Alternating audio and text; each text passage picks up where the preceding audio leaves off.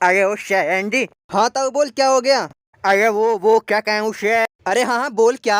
अरे कल मैं एक वीडियो देख रहा, उसमें एक लड़का कह रहा कि मैं उधर से आया, क्या कहूँ उसे, मंगल ग्रह से आया, मंगल ग्रह से। हाँ तो ताऊ इसमें मैं क्या करूँ? अरे बहुत सही के मिलके पब्लिक का चूतिया काट रहे हैं, उनका कुछ कर दे। तो क्या लें आप सबके। तो यार आज हम बात करने वाले हैं इस मंगल ग्रह के बॉय के बारे में। इस लड़के का कहना है कि मैं मंगल ग्रह से आया हूँ पृथ्वी को बचाने। और हाँ मैं पहले ही बता दे रहा हूँ, जिसको इस लड़के की बात पर यकीन है ना कि सही में मंगल ग्रह से आया, वीडियो को छोड़ के भाग जाओ, बाद में कमेंट में गालियां मत देना। तो यार यूट्यूब पे बहुत सारी वीडियोस बनी पड़ी हैं जो इस लड़के के बारे में बात बताते हैं। तो यार उनमें से एक वीडियो उठाते हैं और इस लड़के के बारे में क्या क्या बताते हैं हम वो भी सुनेंगे और बकचोदी करेंगे। रशिया में रहने वाले एक बच्चे ने दावा किया कि वो अपनी पिछली जिंदगी में मार्स पर रहता था। मैं भी पिछले जन्म में जुपिटर ग्रह पे मुठ पेलता था। देखो यार हम यहाँ पे इस बंदे की कोई बुराई नहीं कर रहे, ये बंदा वो वाली बात बता रहा जो यार इस लड़के ने बात बताई है, तो हम इसके बारे में बात करें ना कि इस बंदे के बारे में। उसने बातें ना घुमाते हुए सीधा अपने माता पिता से ये कह डाला कि वो इस धरती का नहीं बल्कि मार्स से आया है और उसे यहाँ पर इस दुनिया को बचाने के लिए भेजा गया है। बे मच्छर सी शकल के मार्स से आया तू, और इस मच्छर ने भविष्यवाणी भी कर रखी है पृथ्वी के ऊपर। साथ ही उसने हमारे ग्रह धरती को लेकर भी कई सारी भविष्यवाणियां करी। अबे बोरिस का किप्रियानो बीच, तू पागल है। अबे तूने अगर करी, तूने भविष्यवाणी करी, तो तूने अपने भविष्यवाणी में ये क्यों नहीं बताई कि कोरोना वायरस आने वाला है? अगर तू बता देता तो कोरोना वायरस इतनी मौतें तो नहीं होती। You're right, bro. और ये जब 14 दिन का था ना तो अपने सर को कंट्रोल कर लेता था, ये कंट्रोल। अच्छी लंड मेरा। और बच्चे जो अपने सर को 5 महीने की उम्र तक भी सही से नहीं संभाल पाते, वहीं बोरिस किप्रियानोविक नाम का ये बच्चा सिर्फ 2 हफ्ते की उम्र में ही अपने सर को संभालने में सक्षम था। यार तुम लोगों को पता है, जब मैं 1 दिन का था ना तो मैंने नर्स के मुंह में मूत दिया था, क्योंकि यार जब मैं उस वक्त बहुत क्यूट हुआ करता था। नर्स मेरे पास आई और नर्स ने बोला ओ कितना क्यूट बेबी है, और जैसे ही उसने ओ बोला ना, ओ वैसे ही मेरे को मूत आ गई और मेरी मूत की धार सीधे नर्स के मुंह में चली गई।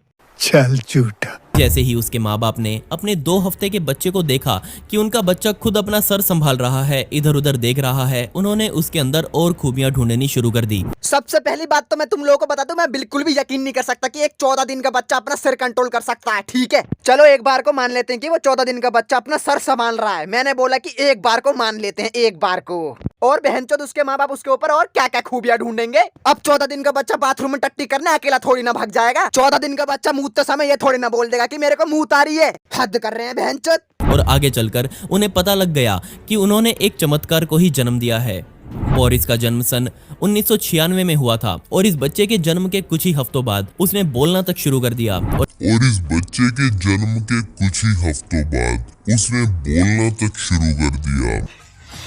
उठा ले रे देवा, उठा ले रे बाबा। चलो हम कुछ हफ्तों को 2 महीने ले लेते हैं। इस चमत्कारी टट्टे ने 2 महीने की उम्र में ही बोलना चालू कर दिया था। सोच रहे हो 2 महीने का बच्चा बोल रहा है पापा पापा ये झाट क्या होता है।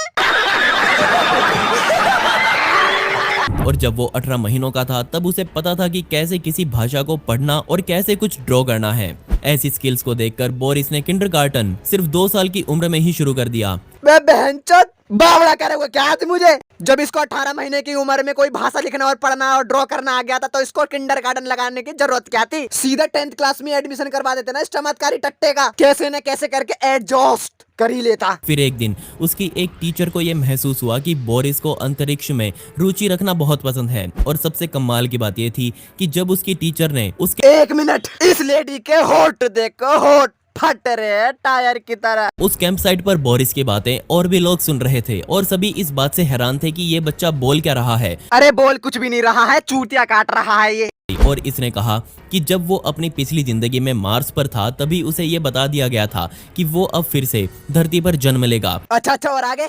साथ ही उसने ये भी कहा कि मैं अकेला नहीं हूँ, ऐसे कई और बच्चे भी इस दुनिया में मौजूद हैं जिन्हें मार्स से यहाँ भेजा गया है। किसने भेजा है? मार्स के प्रेसिडेंट ने या फिर मार्स के प्राइम मिनिस्टर ने भेजा यहाँ पे? बोरिस ने कहा कि मंगल ग्रह पर रहने वाले लोगों को मार्शियन कहा जाता है। अरे बहनचोद कितना चूतिया काटेगा ये लड़का। मार्स प्लेनेट का नाम मार्स हम अर्थ वालों ने रखा है, ना कि मार्स में रहने वाले लोगों ने। अब तुम लोग कल्पना करो, सिर्फ कल्पना करनी है कि मार्स में बहुत पहले लोग रहते होंगे, ठीक है? तो उन लोगों ने मार्स का नाम मार्स थोड़ी ना रख रखा होगा। जब साइंटिस्टों को कोई प्लेनेट मिलता है ना तो उस प्लेनेट का वो नाम दे देते हैं, ठीक है ना? बत्तख सी शकल के, तेरे से ज्यादा स्पेस साइंस तो मेरे को ही पता होगी। और इसका कहना ये भी है कि मार्स के लोग जमीन के नीचे रहते थे, ना कि जमीन के ऊपर। मार्स की जमीन के ऊपर हाथी के मूत की बारिश होती थी क्या, जिस कारण लोग जमीन के नीचे रहते थे? और जरा इसके द्वारा कही गई ये वाली बात सुनो।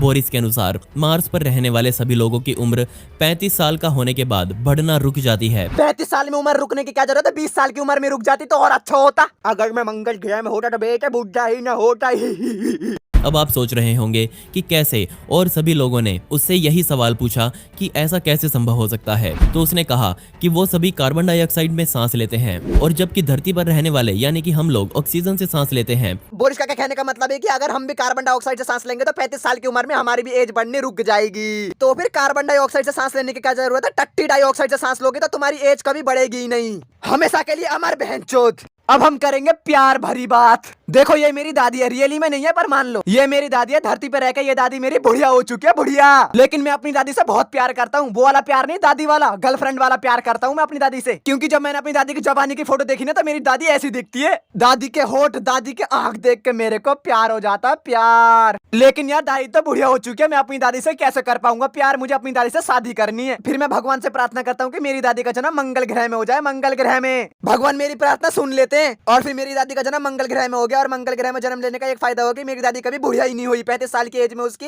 एज बढ़ना रुक गई। फिर क्या मेरा भी जन्म मंगल ग्रह में हो गया, फिर मैं भी 35 साल का हो गया और फिर मैंने अपनी दादी के साथ शादी कर ली।